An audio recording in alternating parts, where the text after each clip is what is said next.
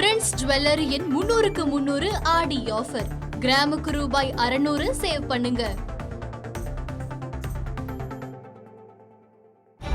திமுக முன்னாள் அமைச்சர் செந்தில் பாலாஜிக்கு முன்ஜாமீன் வழங்கியது உச்சநீதிமன்றம். டாஸ்மாக் முறைகேடு வழக்கில் முன்ஜாமீன் கோரி அவர் சென்னை உயர்நீதிமன்றத்தில் தாக்கல் செய்திருந்த நிலையில் அங்கு அவருக்கு முன்ஜாமீன் மறுக்கப்பட்டது. அதனைத் தொடர்ந்து மேல்முறையீடு செய்தார் உச்சநீதிமன்றத்தில். இந்நிலையில் உச்சநீதிமன்றம் திமுக முன்னாள் அமைச்சர் செந்தில் பாலாஜிக்கு முன்ஜாமீன் வழங்கியிருக்கிறது. மேலும் அவரை கைது செய்யவும் தடை விதித்திருக்கிறது. விவரங்களோடு இணைந்திருக்கிறார் செய்தியாளர் ராஜு. உச்சநீதிமன்றம் முன்ஜாமீன் வழங்கி இருக்கிறது. வேற என்னென்ன விஷயங்கள் எல்லாம் சொல்லியிருக்கிறாங்க? கார்த்திக், அதாவது இந்த டாஸ்மாக் முறைகேடு விவகாரத்தில் தான் முன்ஜாமீன் கோரி செந்தில் பாலாஜி சார்பில் தாக்கல் செய்யப்பட்ட இந்த வழக்கில் தற்போது அவருக்கு முன்ஜாமீன் வழங்கப்பட்டிருக்கின்றது. அவரை கைது செய்வதற்கும் அந்த இடைக்கால தடையானது தற்போது உச்சநீதிமன்றத்தால் வழங்கப்பட்டிருக்கின்றது. குறிப்பாக இந்த வழக்கை பொறுத்தவரை இன்று காலையே வழக்கு விசாரணைக்கு வந்த பொழுது நீதிபதி மோகனா அவர்கள் தனது இந்த விசாரணையிலிருந்து விலகிக் கொள்வதாக அவர் ஏற்கனவே அறிவித்திருந்தார். அதனைத் தொடர்ந்து இந்த வழக்கு விசாரணையானது தற்போது பிற்பகல் எடுக்கப்பட்டு தற்போது இந்த உத்தரவானது பிறப்பிக்கப்பட்டிருக்கிறது. குறிப்பாக இந்த விசாரணையின் போது செந்தில் பாலாஜி தரப்பிடமிருந்து பல்வேறு முக்கிய வாதங்கள் முன்வைக்கப்பட்டிருந்தது. அதே போல தமிழ்நாடு அரசு சார்பாகவும் பல்வேறு வாதங்கள் வைக்கப்பட்டிருந்தது. குறிப்பாக செந்தில் பாலாஜி சார்பில் ஆஜரான வழக்கறிஞர்கள் கடந்த 2021 அதே போல 2025 ஆண்டு காலகட்டத்தில் ஏற்கனவே முதற்கட்ட விசாரணையானது நடத்தப்பட்டு விட்டதாகவும் அதே போல ஆட்சி மாற்றம் ஏற்பட்டுள்ளதால் ஏற்கனவே இந்த முடித்த விவகாரத்தை அரசியல் காழ்ப்புணர்ச்சிக்காக மீண்டும் இதனை தொடங்க இருக்கிறதாக ஒரு குற்றச்சாட்டை முன்வைத்திருந்தார்கள். இதற்கு பதிலளித்த தமிழ்நாடு அரசு தரப்பு வழக்கறிஞர்கள் கடந்த 2021 முதல் 25 காலகட்டத்தில் சம்பந்தப்பட்ட செந்தில் பாலாஜி தான் அமைச்சராக இருந்ததாகவும் அதே போல அவருடைய ஆட்சி நடைபெற்றிருந்த இந்த நிலையில அந்த சமயத்தில் வழக்கு பதிவு செய்வதை தொடர்ந்து அவர் தடுத்து வைத்திருந்ததாக ஒரு பதிலை தமிழ்நாடு அரசாக வாதமாக முன்வைக்கப்பட்டது. அதே போல இந்த விவகாரத்தில் பல நூறு கோடி ரூபாய் ஊழல் நடைபெற்றிருப்பதாகவும் அதற்கான முகாந்திரமும் இருக்கிறது.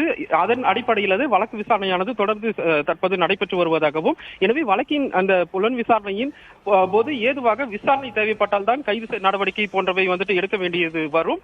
சம்பந்தப்பட்ட நபரை பொறுத்தவரைக்கும் விசாரணைக்கு ஒத்துழைப்பதில் இழுத்தடிப்பதாக தமிழ்நாடு அரசு சார்பாக அந்த வாதங்கள் முன்வைக்கப்பட்டிருந்தது. இதனை கேட்ட நீதிபதிகள் இந்த வழக்கில் புலன் விசாரணையின் போது அவர் விசாரணை நாங்கள் உறுதி செய்வதாகவும் அதே போல விசாரணைக்கு தேவைப்பட்டால் நீங்கள் எங்களை அணுகலாம் என நீதிபதிகள் தெரிவித்தனர். அதைத் தொடர்ந்து மேலும் விசாரணை இந்த விவகாரங்களில் அவர் தலையிட்டால் இருக்க நாங்கள் உரிய உத்தரவை பிறப்பிக்கிறோம். அதே போல விசாரணைக்கு ஒத்துழைப்பையும் உறுதி செய்கிறோமே, இதற்கு மேல் உங்களுக்கு என்ன வேண்டும் என கேள்வி எழுப்பினாரோ அது மட்டும் இந்த வாதத்தை தொடர்ந்து மனுதாரர் அதே போல தமிழ்நாடு அரசு சார்பாக முன்வைக்கப்பட்ட இந்த வாதங்களை பதிவு செய்து கொண்ட நீதிபதிகள் செந்தில் பாலாஜியினுடைய முன்ஜாமீன் அவருக்கு செந்தில் பாலாஜிக்கு முன்ஜாமீன் வழங்குகிறோம். அதே வேளையில அவரை கைது செய்யக்கூடாது. இந்த மனு தொடர்பாக லஞ்ச ஒழிப்புத்துறை பதிலளிக்க நோட்டீஸ் பிறப்பிக்கப்பட்டிருப்பதாகவும் அதே போல செந்தில் பாலாஜி பாஸ்போர்ட் ஒப்படைக்க வேண்டும், சாட்சிகளை மீது ஆதிக்கம் செலுத்த முயலக்கூடாது.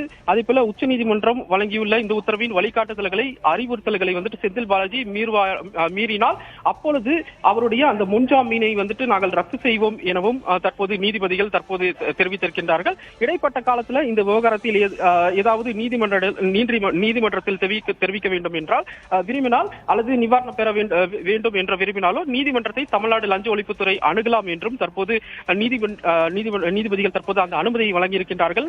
அதே போல செந்தில் பாலாஜி தரப்பிடமிருந்து கபில் சிபில் ஆஜராகியிருந்த நிலையில இந்த உத்தரவுக்கு அவர் சில கருத்துக்களை முன்வைத்திருக்கின்றார். குறிப்பாக டாஸ்மாக் வழக்கில் விசாரணைக்கு செந்தில் பாலாஜி தனது முழு ஒத்துழைப்பையும் வழங்குவார் எனவும் அதே போல அவருடைய